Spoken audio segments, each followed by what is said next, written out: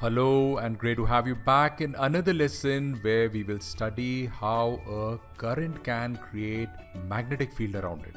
So scientists observed that a charged particle moving with a certain velocity will produce a magnetic field around it. Now, since current is nothing but a collection of moving charges, it too should produce a magnetic field around it. So in this lesson, let us first try to figure out what will be the magnetic field due to an infinitesimally small element of a wire carrying current, and once we are able to establish that, we'll go on and find field due to the entire length of the wire. So let us take this wire that carries current I and we focus on a very small element of this wire. Let us say this one here and try to find the magnetic field due to this length at point P. Now we'll treat this length ds as a vector and its direction as that of the current passing through it. So let us say the magnitude of magnetic field at P due to ds is dB. That is a very small quantity.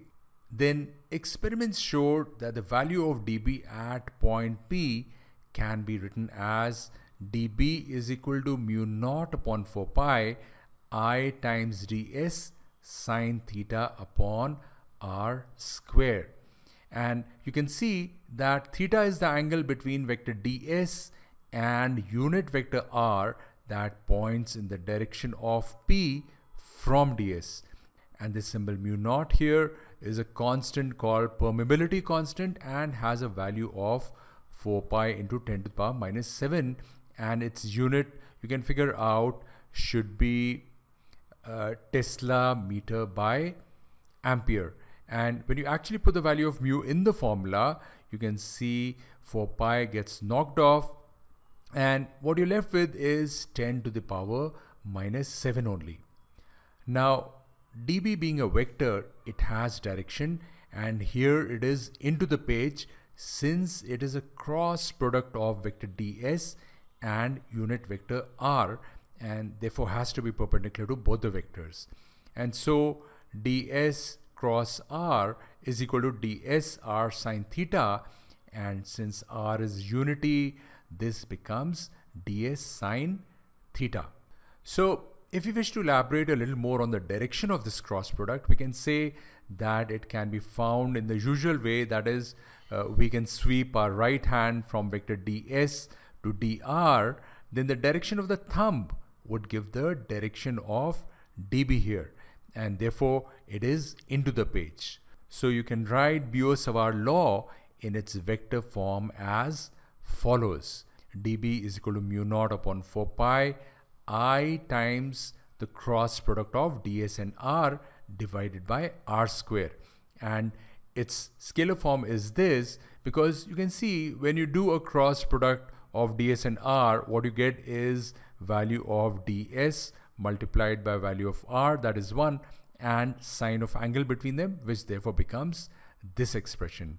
So using this formula and focusing on this part of the formula, try to figure out what would be the value of dB at P if P were here, that is, current was flowing directly towards P.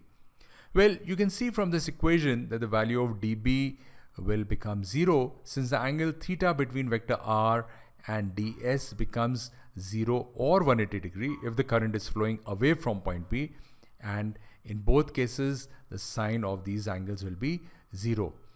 You can also see the value of dB would be maximum at point P if we measured here or here, because the angle between ds and vector r becomes 90 degree. That gives maximum dB value.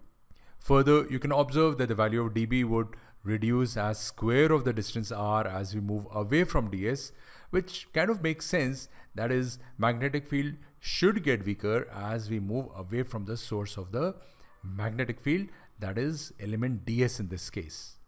So let us use Biot-Savart law to find value of B due to an infinitely long wire at a point that, let us say, maybe at a distance r from it. So before we do the derivation, let us try to establish what will be the direction of magnetic field at point P. Well, you can see the magnetic field B at point P is a result of contribution of all the ds elements through the length of the wire. And if you take any ds element and do a cross product with unit vector r pointing in the direction of P, you know that it has to be perpendicular to both ds and r, and this resultant vector would also be a tangent to the imaginary circle around the wire. So you see here at P, this cross indicates the back side of a vector arrow, meaning the vector is pointing into the page and perpendicular to vector ds and r. And you see this would be true for each ds element through the length of the wire. So if the direction of current is this, then direction of resultant field would be this, that is into the page. And if the direction of current is this, then the direction of field at P would be out of the page, and it is shown by the tip of an arrow like this. Well, we could also use a simple rule to establish the direction of field at P using what we call the curled straight right hand rule. What we do is clasp the wire in the right hand with the thumb pointing in the direction of the current, then the direction of the curl of your fingers would be the direction of the field at any point. So if you consider this point, then the direction of field vector would be into the page like a tangent almost aligned with the curl of your finger at that point, or you could say perpendicular to the radial line drawn from the center towards point P. Now, with an understanding of what is the direction of magnetic field, which I think was the more difficult part, let us go ahead and do derivation of field value at point P due to this infinite length of wire. Well, we've already derived the value of dB at P due to a length ds of the wire at a distance r, as dB is equal to mu naught upon 4 pi I ds sine theta upon r square. And its direction would be cross product of ds and r, that is into the page here. But then you can also note that the direction of dB due to various other ds lengths through the length of the wire would also be the same. So what we'll do is integrate the value of dB from 0 to infinity first.